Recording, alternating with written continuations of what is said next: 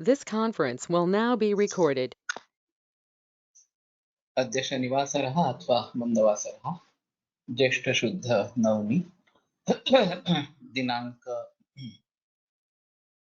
19 जून 2021 case paper पृष्ठ क्रमांक 4 शंखं चक्रं जलौकान् ददतमृतघटं चारुदोर्भिश्चतुर्भिः सूक्ष्मस्वच्छातिरुद्यां शुकपरिविलसन् मौलिमं भोजनेत्रं कालाम्भोधोज्ज्वलाङ्गं कटितटविलसच्चारुपीताम्बराढ्यं वन्दे धन्वन्तरिं तं निखिलगदवनप्रौढदावाग्निलीलम् प्रौढदावाग्निलीलम् ब्रह्मणो हि समारब्धाम् आत्रेयाद्येषु पूजिताम् अस्मदाचार्यपर्यन्तां वन्दे गुरुपरम्पराम् आयुर्वेदरतं वन्दे माधवाख्यं महागुरुम् आयुर्वेदामृतं सर्वं शिष्येभ्यो यः प्रदत्तवान् द्रष्टाज्ञानी दृष्टकर्मा कृतकर्मा तथैव च अध्यापकोऽभिषक्श्रेष्ठो महान् संशोधकस्तथा गुणैरेतैः समुदितैः यद्कार्यं प्रतनोति सः समृद्ध्यर्थं हि कार्यस्य वयं नु प्रयतामहे सरस्वत्यै नमो यस्याः प्रसादात् पुण्यकर्मभिः बुद्धिदर्पणसङ्क्रान्तं जगदध्यक्षं ईक्षते आत्रेयं प्रथमं वन्दे आयुर्वेदजगद्गुरुम् आयुर्वेदामृतं सर्वं गृहीत्वा हि सुरेश्वरात् अग्निवेशादिकेभ्यो यत्प्रयच्छत् सप्तमः प्रथमं तन्त्रकर्तारम् अग्निवेशं नमाम्यहम्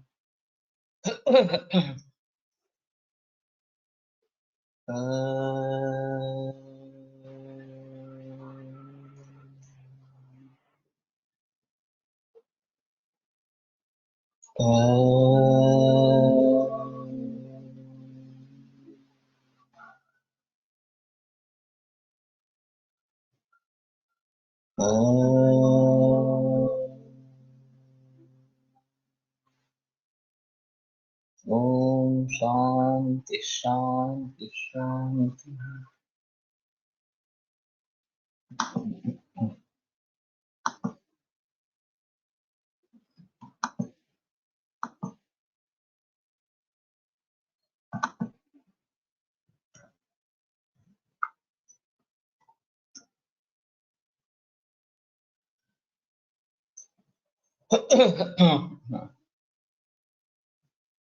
तो इसमें जो फिगर्स है पुरुष और स्त्री इन दोनों के फ्रंट व्यू और बैक व्यू, उसमें हम सॉफ्टवेयर में ऐसा कर रहे हैं कि ये फिगर्स तो सामने आएगी और जहां पे कुछ है वहां पे आप पॉइंट कर सकते हैं उस अवयव को और फिर उससे जुड़े संबद्ध जो लक्षण है वो सामने आ जाएंगे, तो उसमें से आप चुन सकते हैं। ये एक फैसिलिटी भी है और ओवरलैपिंग भी किया है, superficial view, internal view, internal अवयवों का व्यू इस प्रकार से, ताकि इंटरनल अवयव भी सामने इस प्रकार से आ जाएंगे। स्केलेटन के बारे में भी इस प्रकार से सोचा है। तो अभी स्केलेटन मेटास्टेसिस, D3 वर्टिब्रा वगैरह ऐसा होता है, तो स्पेसिफिकली कि वहां पे हम शो कर सकेंगे कि यहाँ पे कुछ गड़बड़ इस प्रकार की है। तो एक विजुअलाइजेशन इससे अच्छा इस प्रकार का हो जाएगा और फिर वो हमारे लिए अच्छा इस प्रकार का होगा। आधुनिक चिकित्सा तपासण्या अन्य चिकित्सा सध्या चालवली औषध। तो ये एक अहम मुद्दा है। ज्यादातर हमारे पास जो मरीज आते हैं वो एलोपैथी में बहुत कुछ करके उसमें कुछ हो नहीं रहा, इसलिए हमारे पास आते हैं। तो उनका एक डायग्नोसिस है, उनकी एक कुछ चिकित्सा चल रही है और ऐसे हालत में उनके डायग्नोसिस को हमें देखना है नहीं देखना है, इसके बारे में काफी बहस वैद्यों में होती रहती है और बहुत वैद्यों का ऐसा मानना है कि किसी की हमें जरूरत इस प्रकार की नहीं है। हम अपनी तरीके से निदान करेंगे, अपनी तरीके से चिकित्सा दे देंगे। लेकिन होता है ऐसे कि अगर कोई गंभीर समस्या हो और हमारे ध्यान में नहीं आए और परिस्थिति अगर बिगड़ती गई तो वो केवल वैद्य को कोसेंगे नहीं, आयुर्वेद को भी कोसेंगे। ये आयुर्वेद वाले ऐसे हैं, उनके समझ में कुछ नहीं आता वगैरह वगैरह इस प्रकार से। तो हमारे ऊपर दुगनी जिम्मेदारी इस प्रकार की होती है। हमें आयुर्वेद तो करना ही है, तो हमें आयुर्वेद आना ही चाहिए। आयुर्वेद की दृष्टि से निदान करना वगैरह ये सब बातें जरूरी इस प्रकार की रहेगी। लेकिन उसके बावजूद भी जो हमारा प्रांत नहीं है एलोपैथी का इस प्रकार का, उसके बारे में भी हमें जानकारी होनी जरूरी है। ऐसा एक मंतव्य इस प्रकार का है। और समाज नहीं मानता है कि आपको ये मालूम नहीं था और आपने उसको देखा नहीं है इस प्रकार से।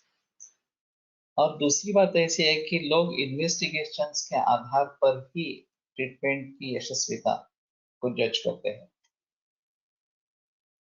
तो अगर उनमें सुधार आया इन्वेस्टिगेशंस में, तो ही चिकित्सा जो है आपकी कार्य कर रही है और आपको सफलता मिली, ऐसा माना जाता है।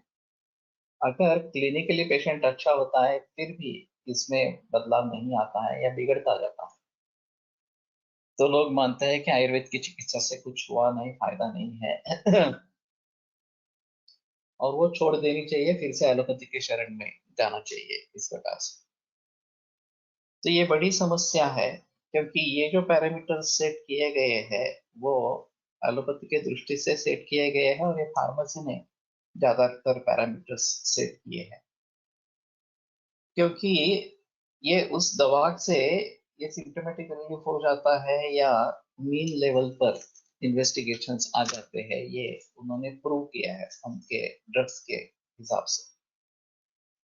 और उसमें परहेज वगैरह आहार विहार का कुछ किसी का कुछ संबंध नहीं है, सिर्फ वो दवा लेते हैं तो ये रिपोर्ट्स अच्छे आने लगते हैं और क्लिनिकली पेशेंट को भी अच्छा महसूस होने लगता है, ये भी एक बात है। लेकिन ये टिकने वाली चीज नहीं है, बार बार हेतु सेवन होता है, बार बार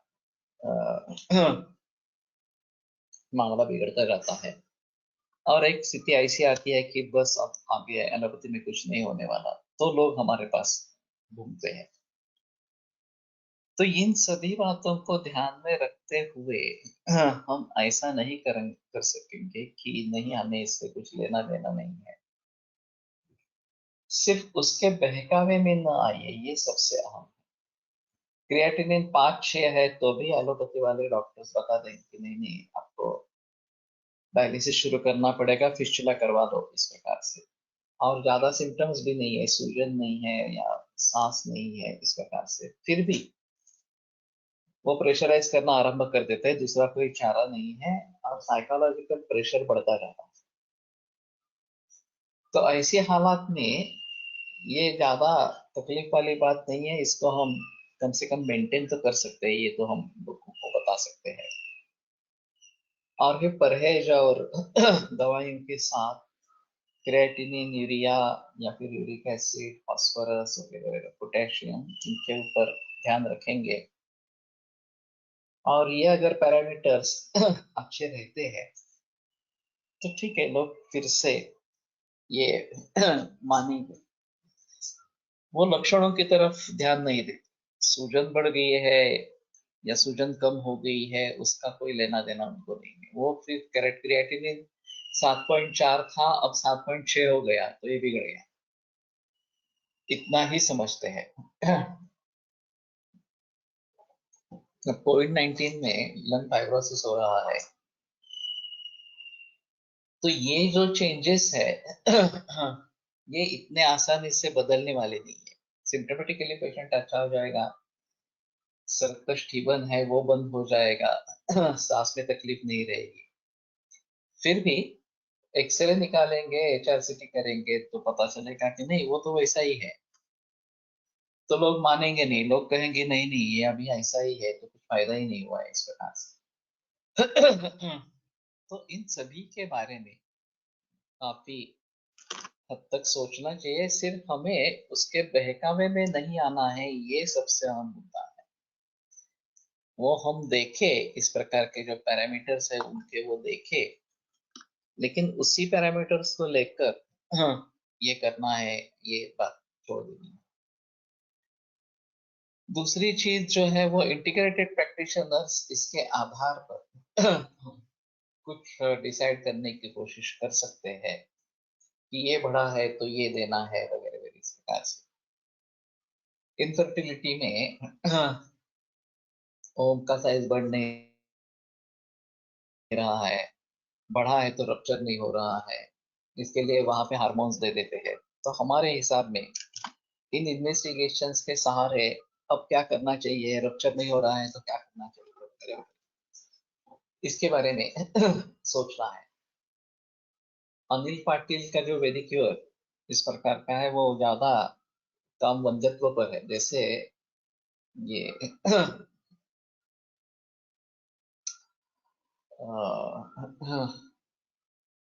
रुद्रोग के लिए प्रचलन है।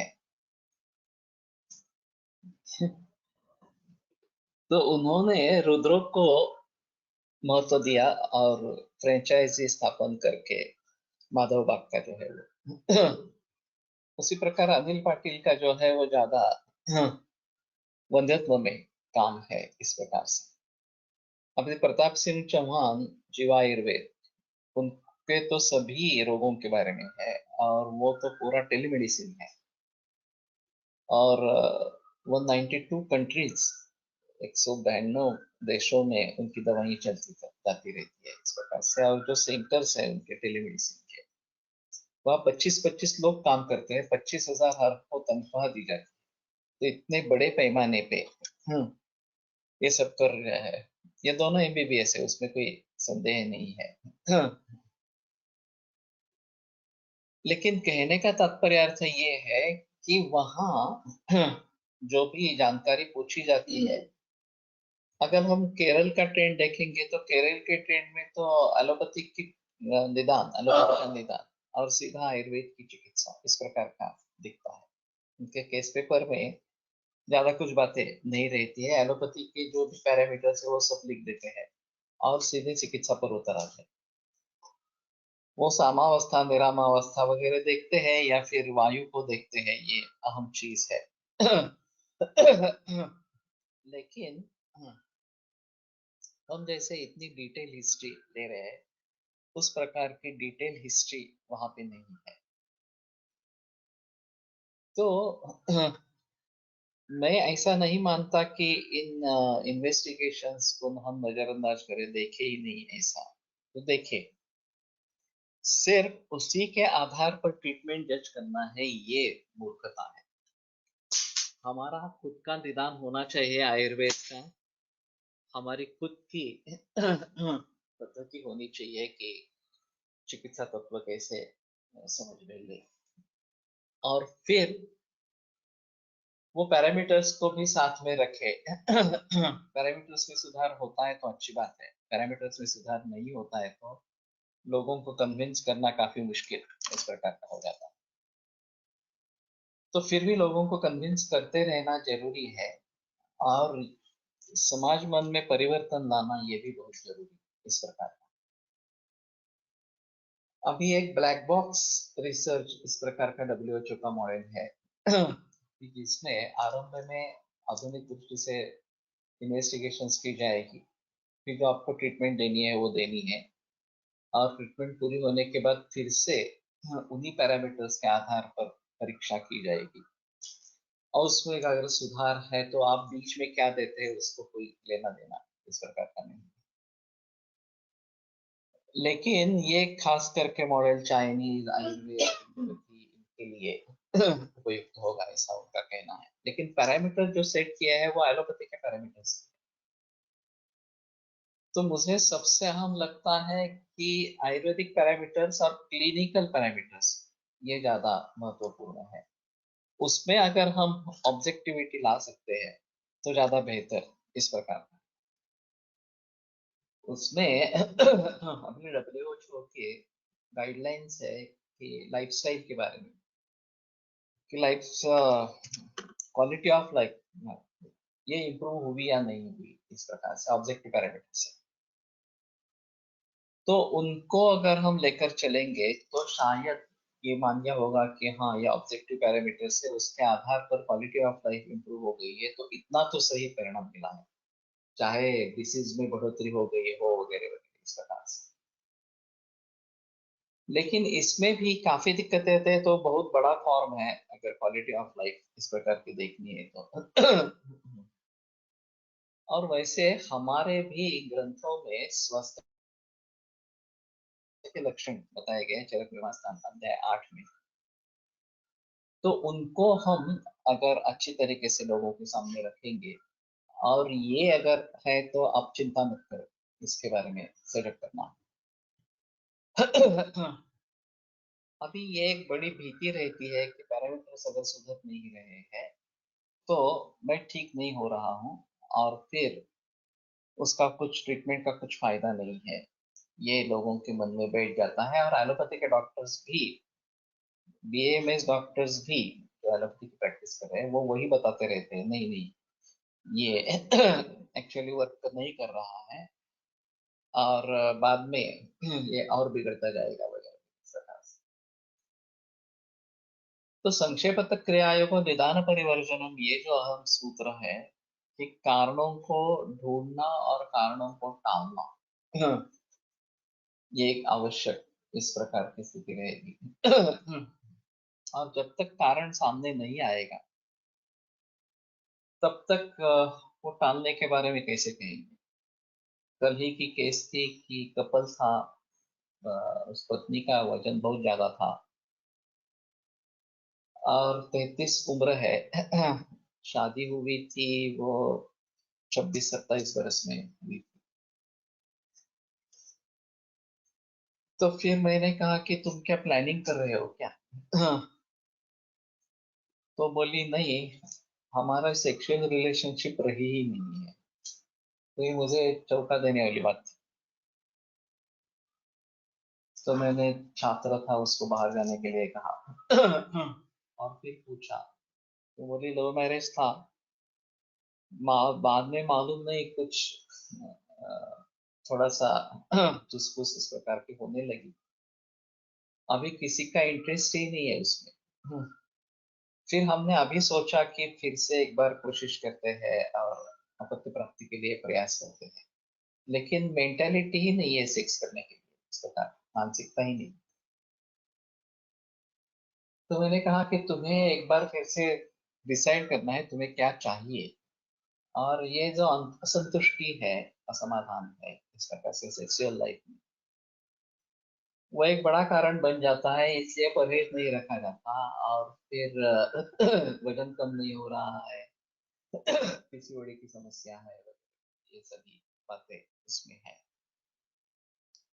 तो कहने का तात्पर्य आता है कि ये संयोग से मैंने पूछा और फिर उन्होंने जवाब दिया, फिर आगे के बारे में पता चला।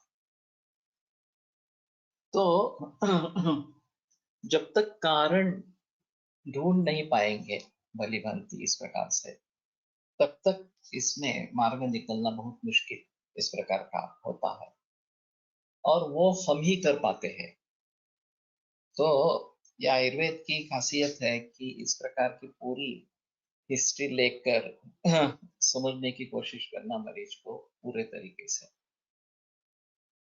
और सर्वांगीण दृष्टिकोण से विचार करके दवाइयों का प्रयोग करना या चिकित्सा तत्व का प्रयोग करना, ये हमारी खासियत इस प्रकार की है। तो अभी मैं मानता हूँ कि ऑब्जेक्टिव पैरामीटर्स पर हमें भी थोड़ा उतरना चाहिए। वेट कम हुआ या फिर हल्कापन महसूस हो रहा है और पचन सुधर रहा है, नींद अच्छी आ रही है वगैरह वगैरह, ये जो है उसमें विजुअल स्केल इस प्रकार का जो बताते हैं कि 1 से 5 अंकों में आप इसको बता दो कि पहले से नींद कितनी अच्छी है। 1 मिनिमम है, 5 अच्छी है, तो पहले 1 पे थे अब 2-3 पे पहुंच गए क्या वगैरह वगैरह इस प्रकार से। तो विजुअल एनालॉग ये जो बात बताई जाती है कि जो सब्जेक्टिव इस प्रकार के पैरामीटर्स है उसमें ऑब्जेक्टिविटी कैसे लाए, पहले एक ही रोटी खाता था, अब 2 रोटी खा सकता हूँ, पचा सकता हूँ वगैरह। किसी न किसी तरीके से उसमें ऑब्जेक्टिविटी आनी चाहिए, तो लोग उसको मानेंगे। विजुअल एनालॉग अगर करेंगे, तो लोग उसको मानेंगे। कितना परसेंट अच्छा है? 10% है, 20% है, 40% है, तो लोग कुछ ना कुछ तो जवाब देंगे। और पहले इतना था, अब इतना है, तो ये भी विजुअल एनालॉग इस प्रकार का है। तो कहने का तात्पर्य अर्थ ये है, अब ये एविडेंस बेस्ड मेडिसिन का बोलबाला है।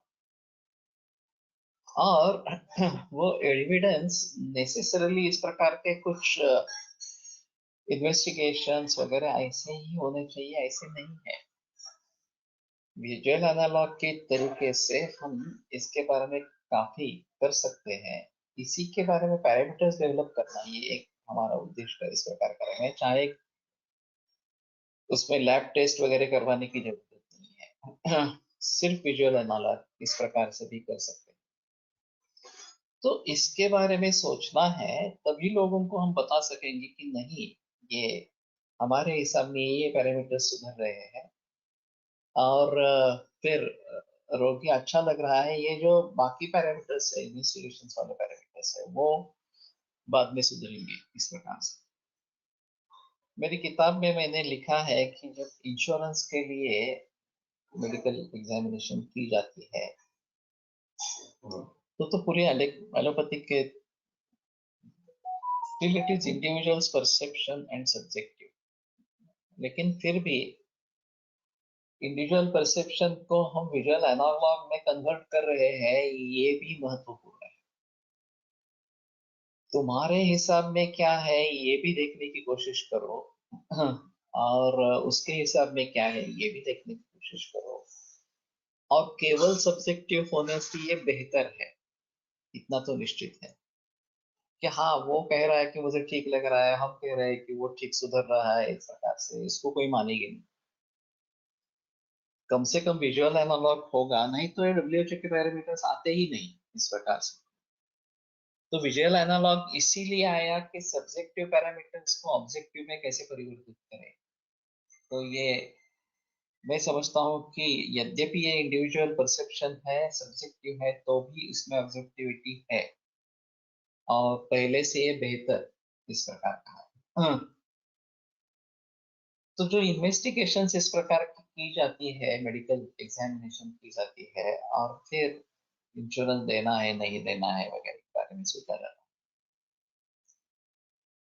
तो उसमें मैं 4 कैटेगरीज रखता हूँ। एक कैटेगरी जिसमें है, इसमें मरीज को सिम्टम्स कुछ भी नहीं है, वो उसे लगता है कि वो ठीक है, इन्वेस्टिगेशंस में भी कुछ नहीं पाया जाता, सभी इन्वेस्टिगेशंस नॉर्मल इस प्रकार के रहते हैं। तो ये एक कैटेगरी इस प्रकार की होगी। एक डी कैटेगरी है जिसमें मरीज को भी लगता है कि उसको कुछ तकलीफें हैं, लक्षण है, और इन्वेस्टिगेशंस भी अच्छी नहीं है। ब्लड प्रेशर बढ़ा है, या शुगर लेवल बढ़ी है, कोलेस्ट्रॉल बढ़ गया है, वगैरह वगैरह इस प्रकार से। अब पहले वाले में हम मानकर चलते हैं ए में कि सब कुछ ऑलवेल है, कुछ प्रॉब्लम नहीं है इस प्रकार से। लेकिन लाइफस्टाइल में झांक कर देखेंगे तो पता चलेगा, अरे इसको तो आदतें है, पूरी आदतें है, लाइफस्टाइल उसकी ठीक नहीं है, कुछ भी खाना पीना कैसे भी खा रहा है, सेहत पहले से अच्छी है इसलिए अब ये सहन कर रहा है, लेकिन यही सिलसिला चलता रहेगा तो ये जरूर बीमार हो जाएगा। तो लाइफस्टाइल को देखे बगैर इसमें जो परसेप्शन होगा वो गलत इस प्रकार का हो सकता है। ये भी बात हो सकती है कि वो उस लाइफस्टाइल अच्छा है, खाना पीना अच्छा है, व्यायाम कर रहा है, योग कर रहा है, और हेल्थ मेंटेन है, अच्छी बात है, तो उसमें कोई संदेह नहीं है कि ये अच्छा ही रहेगा। लेकिन लाइफस्टाइल को कौन देखता है? लाइफस्टाइल कोई देखता ही नहीं है। तो ये एक अहम मुद्दा इस प्रकार का रहेगा। और स्ट्रेस है ज्यादा हो, तो भी वो वैसे ही नहीं रहने वाला। अब जो चौथा ग्रुप है, डी ग्रुप जो है, उसमें एलोपैथी सोचती है कि बस इसका ब्लड प्रेशर बढ़ गया है तो ब्लड प्रेशर की गोली दो, कोलेस्ट्रॉल बढ़ गया है तो उसके लिए एक गोली दे दो, शुगर बढ़ गई है तो उसके लिए एक गोली दे दो या शुरू करो। बस ये करने से अगर ये मीन लेवल पे आ जाते हैं तो ठीक हो गया, ऐसा एलोपैथी समझती है। और लोग भी समझते हैं, इतना ही करना है। उसमें मूल रूप से लाइफस्टाइल को देख के, कारणों को देख के उसको टालने का उपदेश होना चाहिए। और फिर क्या करना चाहिए इसके बारे में भी हमें सलाह देनी चाहिए, तो ये मूल रूप से सुधरेगा और ये पैरामीटर्स अपने आप अच्छे हो जाएंगे।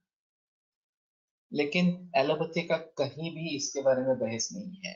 हाँ, सिर्फ ये गोलियां ले लो या इंसुलिन ले लो और शुगर नॉर्मल होगी, बस बस आगे कुछ नहीं करना है। तो ये मूर्खता है वास्तव में। तो दोनों से ऐसा नहीं हो सकता कि पूरी तरीके से स्वास्थ्य के बारे में सलाह मिलती है, ऐसा नहीं है। और जो दो ग्रुप्स है, बी और सी, इसमें बी में पैरामीटर्स अच्छे नहीं है। कुछ ब्लड प्रेशर दिख रहा है, ज्यादा बढ़ गया, शुगर दिख रही है, कोलेस्ट्रॉल दिख रहा है, लेकिन मरीज को कुछ नहीं हो रहा। मरीज कहता है कि मुझे कुछ प्रॉब्लम नहीं है और मैं आसानी से जी रहा हूँ। तो नहीं नहीं नहीं, बराबर नहीं है, ये गलत है। तुम्हें इन सभी के बारे में ट्रीटमेंट लेनी पड़ेगी, शुगर लेवल कम करनी पड़ेगी, हाइपरटेंशन जो है वो कम करना पड़ेगा, वगैरह वगैरह इस प्रकार से। और फिर ये दवाइयाँ शुरू करो, ये वहां पे सलाह दी जाती है। और एक बार ये पैरामीटर सेट हो गए तो कहेंगे हाँ ठीक है, अब तुम ठीक हो, इस प्रकार से। और जो सी ग्रुप है, उसमें मरीज को लगता है कि मुझे भूख ठीक मेरे से नहीं लग रही, मुझे नींद नहीं आ रही, मेरे एनर्जी लेवल कम हो गई है, लेकिन सब पैरामीटर्स नॉर्मल है। बीपी नॉर्मल है, बीएसएल नॉर्मल है, कोलेस्ट्रॉल नॉर्मल है। तो बताते हैं कुछ नहीं हुआ है तुम्हें, तुम खामखा चिंता करते हो, ये मामूली बातें हैं, भूख नहीं लग रही है, मोशन साफ नहीं आ रही है, वगैरह मामूली बातें हैं। तो खाओ पियो मजा करो, इस प्रकार से। और कुछ करने की, दवाइयाँ लेने की वगैरह कुछ जरूरत नहीं है। तो ये भी मूर्खता है, ये बड़ी भूल है। वास्तव में अगर मरीज कुछ बता रहा है, सिम्टम्स बता रहा है, तो इसका मतलब है कि ये सिग्नल है, शरीर में कुछ बिगाड़ है, ये दिखाने वाला है सिग्नल है। और फिर रेड सिग्नल है तो भी क्या होता है, चलते हैं आगे। इस प्रकार से अगर हम वही सिलसिला चालू रखते हैं तो निश्चित रूप से गंभीर रोग का शिकार इस प्रकार का हो जाए। और मल प्रवर्तन अच्छा नहीं हो रहा, भूख नहीं लग रही, एनर्जी नहीं, ये हमारे हिसाब में दुर्लक्षणीय इस प्रकार के तो नहीं है सिम्टम्स। तो कहने का तात्पर्य अर्थ है कि ये जो सी ग्रुप है उसमें परहेज बताने की या उस दवा औषध देने की या आहार विहार में परिवर्तन लाने की सलाह देना बहुत जरूरी है, लेकिन वहाँ सलाह नहीं देते। तो ये ऑब्जेक्टिव पैरामीटर्स के ऊपर अभी जो एलोपैथी कर रही है, खास करके इंश्योरेंस के बारे में, वो पूरा गलत गलत तरीका है, वो अधूरा ज्ञान है। पूरे तरीके से मरीज को देखते नहीं है, लाइफस्टाइल के बारे में पूछते नहीं है और खाने पीने के बारे में बताते नहीं है, वगैरह वगैरह।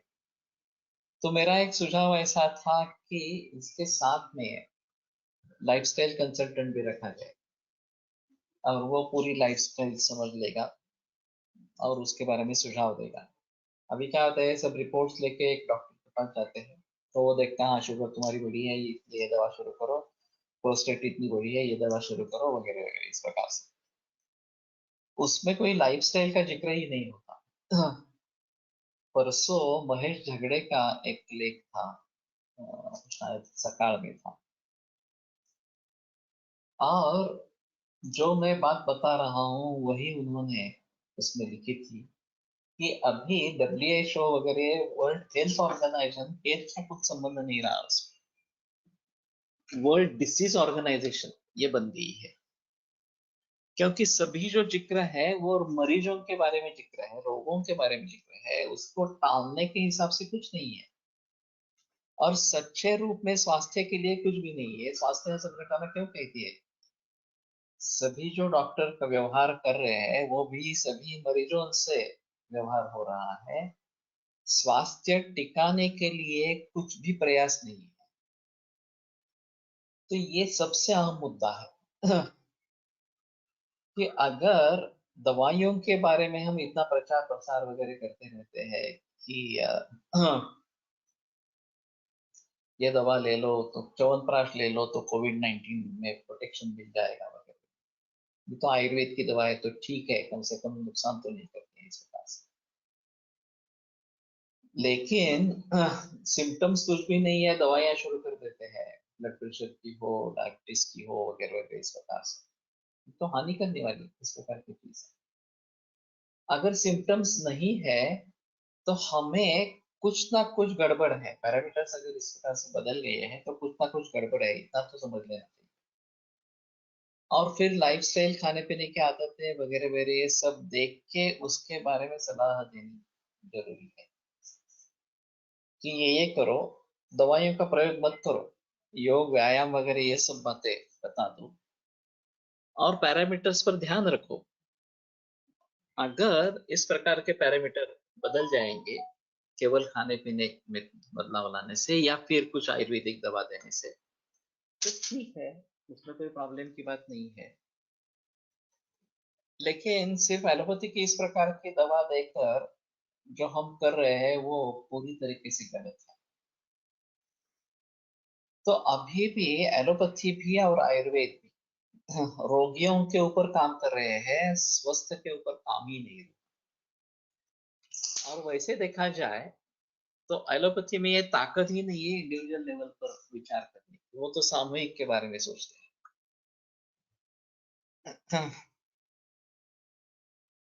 डब्ल्यूएचओ में प्रत्येक पॅथीच्या तज्ञाची नियुक्ती झाली पाहिजे। वैसे है आयुर्वेद का तो ये कोई आदमी है, चाइनीज ज्यादा है वहां पे डोमिनेंस। और होम्योपैथी के बारे में मुझे पता नहीं है, मुझे कोई है क्या वहां पे, या योग के बारे में कोई है क्या नहीं है मालूम नहीं। लेकिन फोकस डिसीज के ऊपर है। तो फोकस डिसीज के ऊपर नहीं होना चाहिए, स्वास्थ्य के ऊपर होना चाहिए कि स्वास्थ्य कैसे बना रहे, इसके बारे में सोचना है। अभी पुणे में बीच में एक साइकिल की मूवमेंट हुई थी, साइकिल्स किराए पर उपलब्ध कराई थी और कुछ लोग प्रयोग कर रहे थे, उसका प्रयोग इस्तेमाल कर रहे थे। फिर भी मेंटेनेंस अच्छा नहीं हुआ वगैरह वगैरह और फिर ये बंद कर दी योजना इस प्रकार से। ये अच्छी शुरुआत थी। अगर मुझे नजदीक कहीं 2-3 किलोमीटर 4 किलोमीटर तक ही जाना है तो साइकिल लेके जाऊंगा। साइकिल खरीदने की जरूरी नहीं है, वहां पे छोड़ दूंगा, वहां से दूसरी साइकिल मिलेगी, वापिस आ सकते हैं या फिर दूसरी कहीं जगह पे जा सकते हैं। तो इसमें व्यायाम भी होता है, इसमें प्रदूषण भी नहीं होता है और सेहत सुधरती है। तो इस प्रकार के बारे में हमें सोचना है कि अभी कारपोरेशन ने काफी जगह व्यायाम के साधन लगाए, मुफ्त है, बगीचों में है, बगीचों के बाहर भी है। अभी यहाँ बगीचों में भी है, नजदीक में हमारे यहाँ एक बगीचा है और उसके बाहर भी ये साधन लगाए हैं। बाहर लगाए हैं तो ये लॉकडाउन के समय में भी मैं हर रोज व्यायाम करने के लिए वहां जाता था, अभी भी जा रहा हूँ।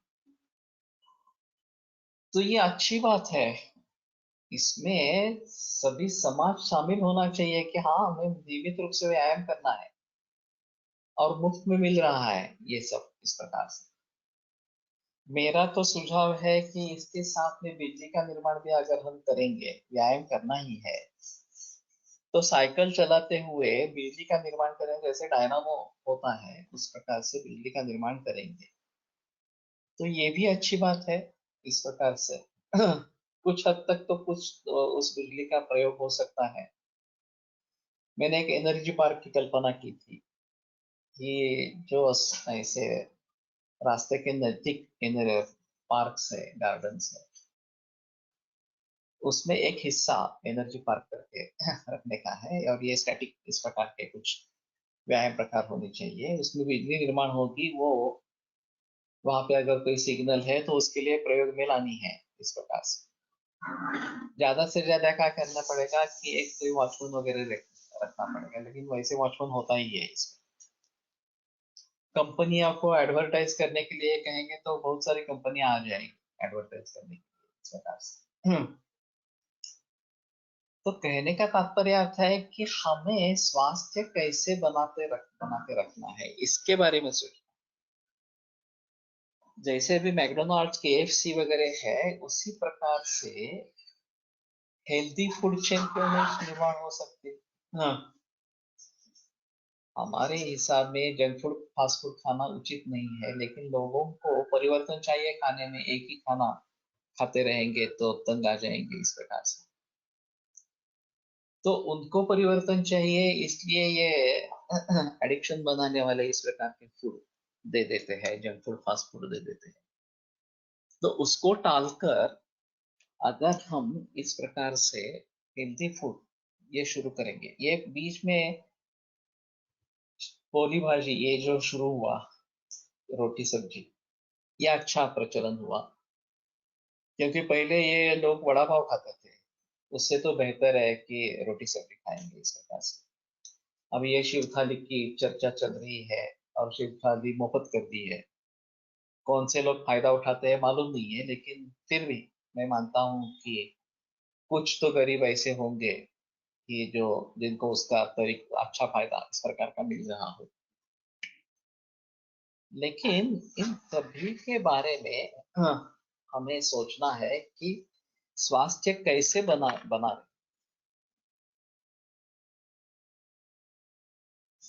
तो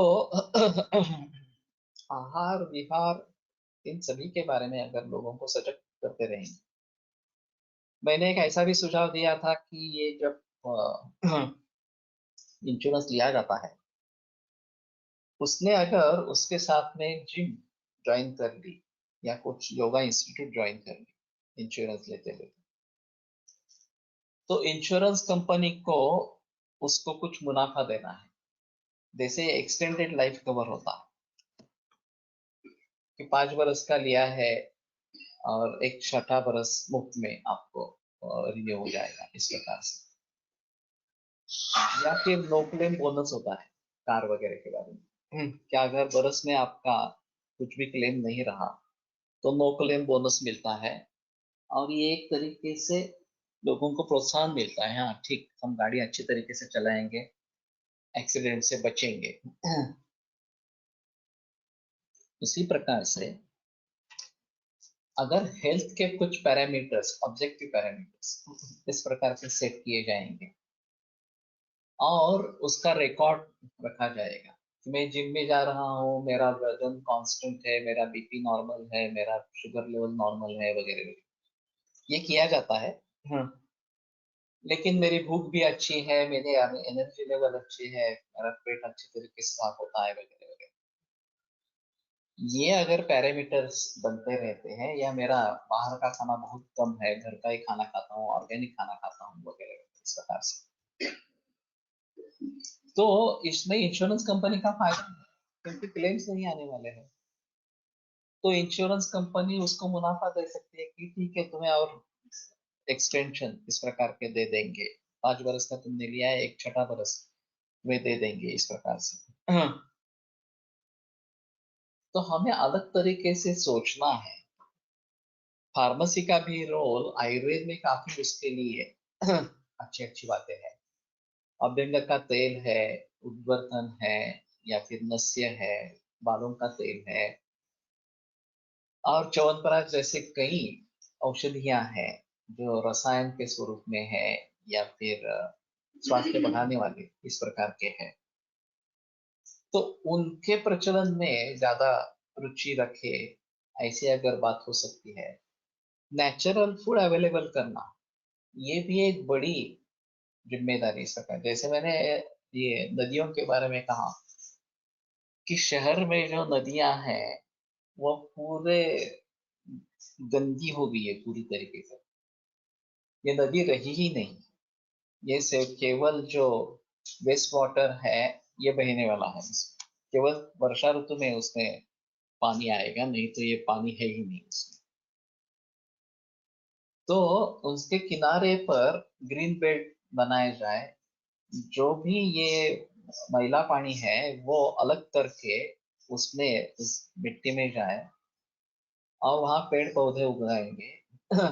वो अच्छी तरीके से उगते हैं क्योंकि उनके लिए खाद्य है। तो फिर जो सब्जी फल वगैरह सब बनाने हैं वहां वो ग्रीन बेल्ट में बनेंगे। लोगों को अच्छा खाना मिलेगा, नैसर्गिक खाना मिलेगा, और ये मैला पानी की समस्या भी कम हो जाएगी। अभी ये बड़ी समस्या दूसरी केमिकल वेस्ट की है। तो ये सब नदियों को दूषित कर रहे हैं, उसके बारे में कैसे सोचना है ये एक अलग चीज रहेगी। उसका प्रयोग कम से कम करना है जहां तक हो सके। तो ये कारखाने की जिम्मेदारी होनी चाहिए कि उसका जो वेस्ट मटेरियल इस प्रकार का है वो प्रदूषण नहीं करे इस प्रकार से, और उसका उपद्रव मूल्य उसमें लगाना चाहिए। वसुंधरा टैक्स जो मैंने बात कही थी कि उसका एक उपद्रव मूल्य होता है, न्यूसेंस वैल्यू है। अभी नैसर्गिक साधन सामग्री का बहुत ही अपव्यय कर रहे हैं। 1 किलो शक्कर बनने के लिए 4000 लीटर पानी लगता है, जो वाटर फुटप्रिंट कहा जाता है। तो शक्कर की कीमत इतनी क्यों कम रखी है? वो ऐसे ही 100-200 रुपए किलो होनी चाहिए, तो लोग उसका इस्तेमाल कम करेंगे। अभी पेट्रोल की कीमतें बढ़ रही है, और ये तो बाहर से आ रहा है, तो उसके बारे में हमें सोचना है। तो कहने का मतलब ये है कि इसलिए अगर साइकिल को प्रोत्साहन देते हैं, चलने के लिए प्रोत्साहन देते हैं, तो ज्यादा अच्छा इस प्रकार का रहेगा। प्रदूषण भी कम हो जाएगा, व्यायाम भी हो जाएगा, और स्वास्थ्य भी बना रहेगा। तो इन सभी बातों को ध्यान में रखते हुए केवल ये पैरामीटर्स जो है, इन्वेस्टिगेशन वाले पैरामीटर्स है, उन्हीं को ध्यान में नहीं रखना है। हमारे हिसाब में दूसरे कोई ऑब्जेक्टिव पैरामीटर्स सब्जेक्टिव को ऑब्जेक्टिव में परिवर्तित करके देख सकते हैं, तो ये बेहतर इस प्रकार का होगा। और डब्ल्यूएचओ जैसी संगठना वो रहने दो, दूसरी संगठना निकालेंगे कि इसमें समविचारी इस प्रकार के लोग होंगे, पर्यावरणवादी इसमें होंगे, और वो सभी मिलकर वसुंधरा का स्वास्थ्य कैसे बना रहे हैं, हम बाकी पेड़ पौधे और बाकी प्राणियों का स्वास्थ्य कैसे बना रहे, और आदमियों का, मनुष्य का भी स्वास्थ्य कैसे बना रहे, इसके बारे में सोचें। तो नैसर्गिक पद्धति से खेती करना, ये वृक्ष तोड़ जो हो रही है वो उसको रोकना, ज्यादा से ज्यादा पेड़ पौधे लगाना, एक कार्बन फुटप्रिंट भी है इसके बारे में। इतने बड़े पैमाने पर कार्बन डाइऑक्साइड निर्माण हो रहा है, और उसको कन्वर्ट करने वाली सिर्फ सिर्फ वनस्पतियां हैं जो कार्बन डाइऑक्साइड लेकर ऑक्सीजन बाहर देती है। तो हम दो तरीके से काम कर रहे हैं। एक, वनस्पतियों को तोड़ रहे हैं, जंगल तोड़ रहे हैं, और ये कन्वर्ट करने का नतीजा निकल रहा है, तो ये बदलाव आ रहा है। और दूसरी जगह ये पेट्रोल डीजल वाले वाहनों से कार्बन बढ़ाते रहते हैं। अभी दिल्ली में जब प्रदूषण इतनी बड़े पैमाने पर पहुंच गया तो वहां पे सार्वजनिक वाहतुक सीएनजी पर आ गई, और उसमें काफी सुधार आ गए। तो उसके बारे में काफी बहस हुई। जैसे कि पूरा फॉग छाया है प्रदूषण का, ऐसी स्थिति आ गई थी, तो उसमें परिवर्तन लाने के लिए ये जरूरी इस प्रकार का था। तो पेट्रोलवर मिळणारा टॅक्स ही गव्हर्नमेंटचा मोठा अर्निंग सोर्स आहे, म्हणून ते सायकलच्या वापराला प्रमोट करत नाही करत. Self motivation for cycle use is only solution. वैसे ये मद्य के बारे में भी है। बाकी सब चीजों के लिए जीवन आवश्यक वस्तु जो है, किराना वगैरह इस प्रकार का, दूध वगैरह है, वो जीवन आवश्यक है उसमें। लेकिन दारू भी सिर्फ जीवन आवश्यक बंद नहीं। शनिवार रविवार बाकी सब बंद है, लेकिन मद्यपान चालू है। तो इसमें रेवेन्यू मिलता है, ये एक अहम मुद्दा इस प्रकार का है। तो इकोनॉमी के बारे में भी सोचना पड़ेगा कि इकोनॉमी हमारी हैम्पर न हो जाए, फिर भी जो मुनाफा मिले वो अच्छी तरीके से मिले।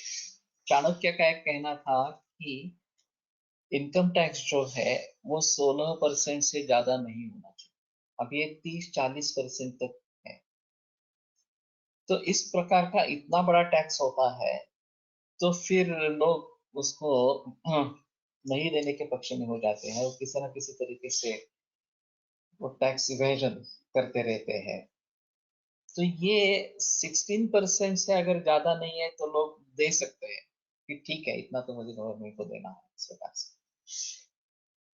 तो मैं समझता हूँ ये केवल वैद्यकीय समस्या नहीं है, ये बहुत शास्त्रों की बहुत तरीके से देखने की समस्या है। अभी जो मैं चित्तौड़े काका का कर रहा हूँ, वो नवोविध सर्वांगीण नवोविध आरोग्य इस प्रकार से, इसमें सामाजिक आरोग्य के बारे में अभी बहस चल रही है, पर्यावरणीय आरोग्य के बारे में बहस हुई है।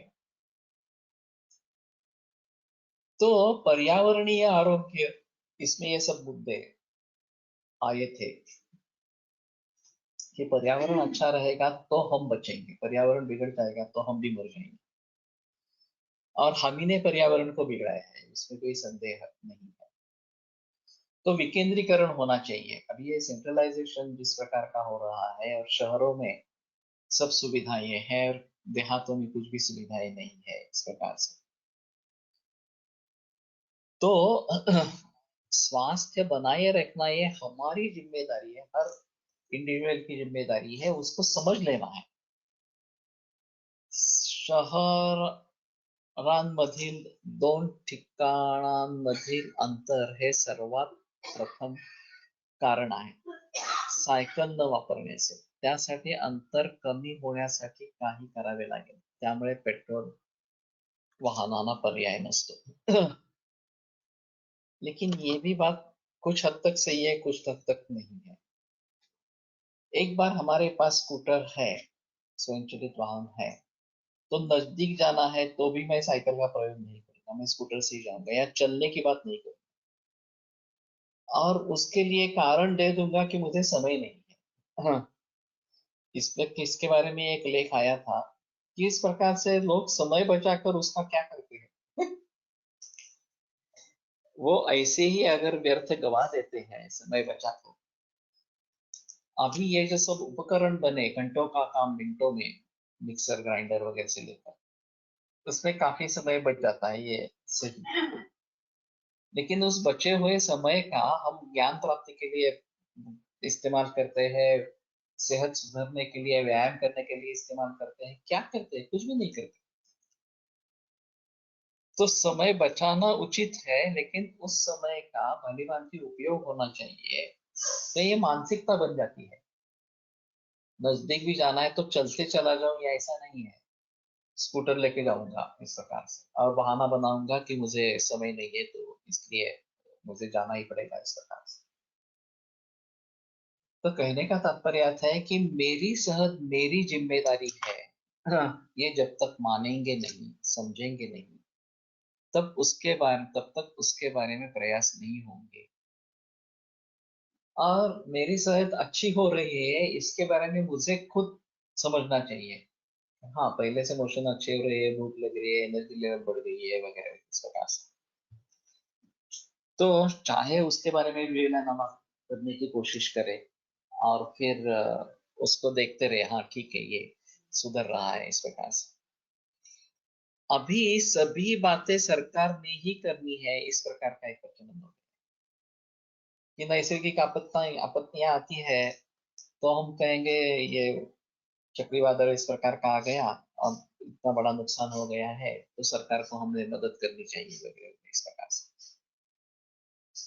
मैं मानता हूँ कि सरकार की जिम्मेदारी है इसमें, लेकिन सरकार से मदद कितने लोगों को मिलती है, कब मिलती है, उसका कितना फायदा होता है, ये सभी विवाद मुद्दे हैं, सभी में राजकारण है।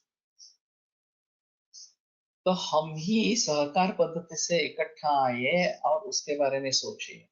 ये सबसे अहम मुद्दा मानवता, इसके बारे में होनी चाहिए।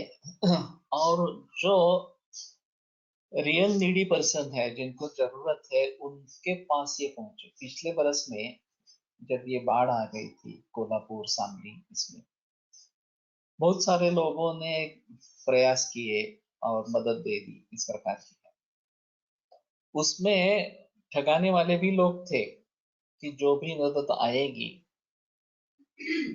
तो उसको कैसे हमारे पास ले लेना है। 5 लाख 10 लाख असे काहीतरी लिमिट लावले पाहिजे की यापुढे त्या लोकसंख्या वाढणार नाही। वाढायला लागल्या की नवीन शहर बसवायचे। पंचक्रोशी की संकल्पना अच्छी है, शहर नहीं बसाना है, तो ये सेल्फ सफिशिएंट होना चाहिए। गांधी जी का ये कहना था कि पंचक्रोशी निर्माण करो, सेल्फ सफिशिएंट करो। जो भी अनाज है वो वहीं पे उगेगा, शिक्षा पद्धति भी वहीं पे रहेगी। इस प्रकार से सभी प्रकार के उद्योग जो है वो वहीं पे रहेंगे, बाहर जाने की जरूरत नहीं पड़ेगी इस प्रकार से। तो ट्रांसपोर्टेशन, हाँ, शहराची, हाँ, तो डिसेंट्रलाइजेशन यही मुद्दा इसमें है। और बंबई शहर क्या बन गया है? लोग वहां पे आते रहते हैं क्योंकि वहां रोजगार मिलता है। देहातों में रोजगार नहीं मिल रहा, तो डिसेंट्रलाइजेशन में देहातों में रोजगार उपलब्ध होना जरूरी है। वैल्यू एडेड प्रोडक्ट्स होने जरूरी है। मैंने एक सुझाव दिया था कि नैसर्गिक खेती करें। ऑरोविल ऐसा ही है। ऑरोविल मैं पूरी तरीके से देख नहीं पाया उनका जो है, कि वहां पे जाके फिर अपॉइंटमेंट लेनी है वहां के देखने के लिए, 2-3 दिन वहीं से रुकना पड़ता है। लेकिन पूरी संकल्पना क्या है? एक ग्लोबल विलेज के जरिए इस प्रकार की संकल्पना है, तो अच्छी बात इस प्रकार की रहेगी। वाड़ा में नजदीक यहाँ पे बोलो ये इको विलेज है, इस्कॉन के द्वारा, वो भी 100 एकड़ के ऊपर है। वो भी बहुत अच्छा है, उसमें काफी ये संकल्पना ये की गई है। मध्य प्रदेश में नानाजी देशमुख ने इस प्रकार का चित्रकूट में प्रयोग किया था, वो भी अच्छा इस प्रकार का रहा। तो कहने का तात्पर्य अर्थ ये है कि आरोग्य कैसे बना रहे, इसके बारे में सोचना है। और फिर जो गलतियां हैं वो कैसे सुधरे, और अच्छी बातें को कैसे हम इनकारपोरेट करें, इसके बारे में अगर वो सोचते रहेंगे, कुछ प्रयोग इस प्रकार से करते रहेंगे, तो बदलाव आएगा। ऐसी स्थिति नहीं है कि बदलाव नहीं आएगा। कोई भी मूवमेंट जो शुरू होती है वो शुरू में बहुत छोटी इस प्रकार की है। अभी सुभाष पालेकर जो काम कर रहे हैं कि देसी बीज और नैसर्गिक खाद्य वगैरह इस प्रकार से जीरो बजट फार्मिंग, ये जो बात कर रहे हैं, उसको शुरू में तो विरोध हुआ ही है, उसमें संदेह नहीं है। लेकिन आज उनके फॉलोअर्स है, अनुयायी हैं, और जितने बड़े पैमाने पर ये बढ़ते जाएंगे, उस प्रकार के वसुंधरा का स्वास्थ्य सुधरता जाएगा। हो, हाँ, आज उनका उनके ऑनलाइन लेक्चर है टेरेस गार्डन पर, सुभाष पालेकर का। जेएसवीसी में डालेंगे इसको। 11 होता है ना, मला वाटतं काहीतरी दुपारी आहे का? तो हमें इस दृष्टि से देखना है। केवल हम हमारे क्लिनिक करेंगे, जो मरीज आते हैं उनको ट्रीट करते रहेंगे, बस इतना काफी है, पैसे कमाएंगे, नाम मिलेगा, इतना काफी नहीं है।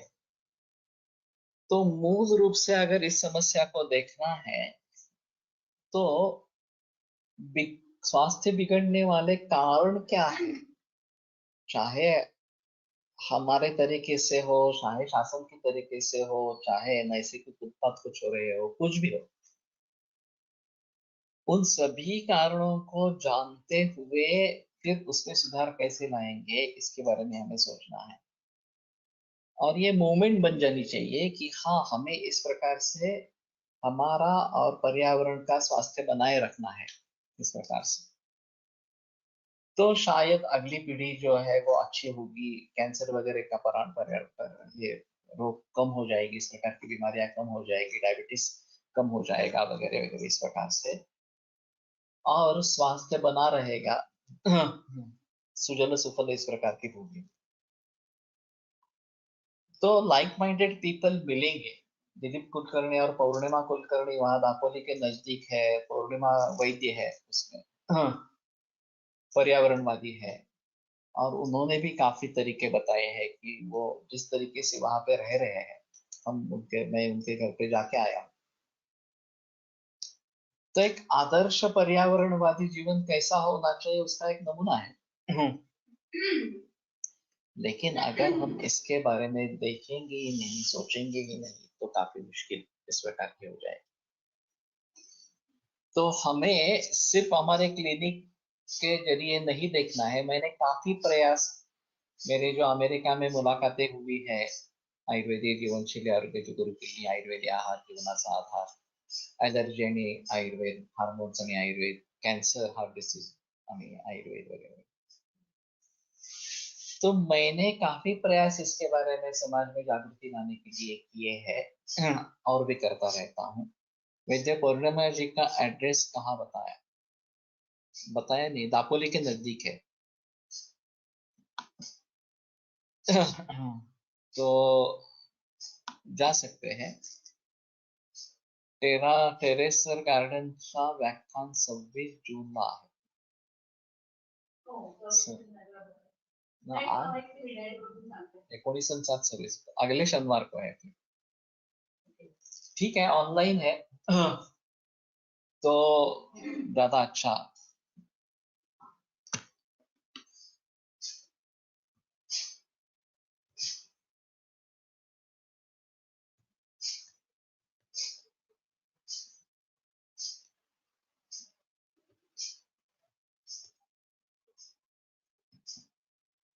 सुभाष पाळेकर टेरेस गार्डन प्रशिक्षण शिबिर अनुभव कथन मराठीत 2 टप्प्यात होणार आहे।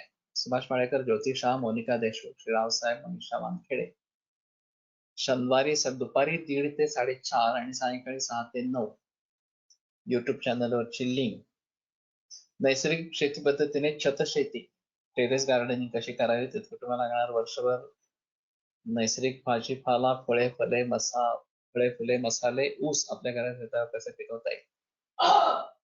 शेती करणं इथे अशक्य आहे, त्या कुटुंबासाठी घरपोच नैसर्गिक भाजीपाला, फळे, धान्य, गूळ, लाकडी घाण्याची शुद्ध नैसर्गिक खाद्यतेल इतर प्रक्रिया, कृत खाद्यपदार्थ कसे उपलब्ध होतील, त्यासाठी आता सुरू असलेली व्यवस्था कशी आहे यावर अनुभव कथन, SPNF छतशेतीचे अनुभव कथन।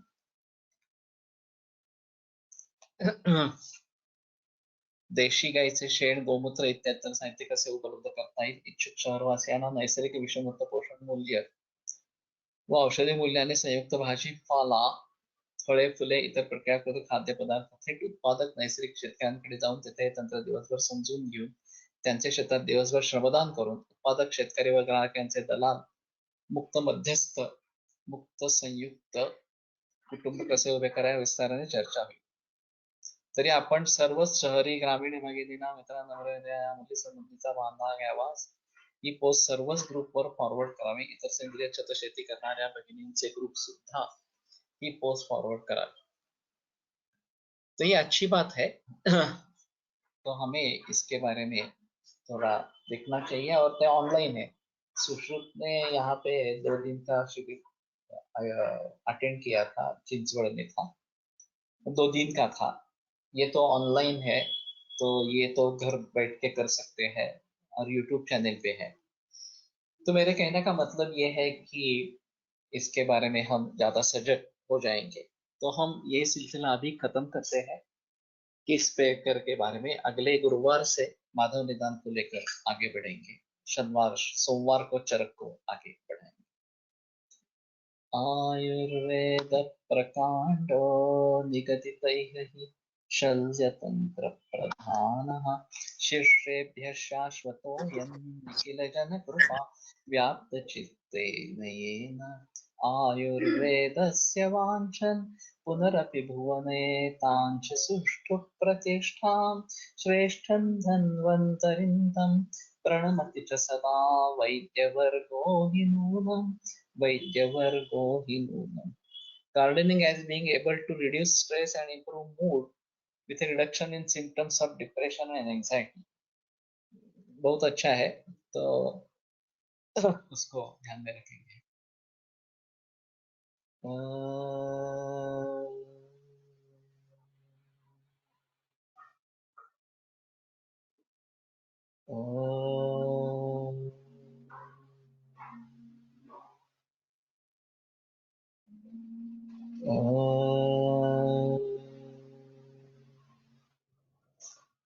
ओम शांति शांति शांति. अग्नि के बाद बारे में लेक्चर होगा रात 9 बजे. वो लिंक भेजी जाएगी, जैसे मुझे मिलेगी वैसे मैं फॉरवर्ड करूँ. विरम्यते व्याख्यान व्यापार परश्वा अद्य रात्रौ वा परश्वः पुनर्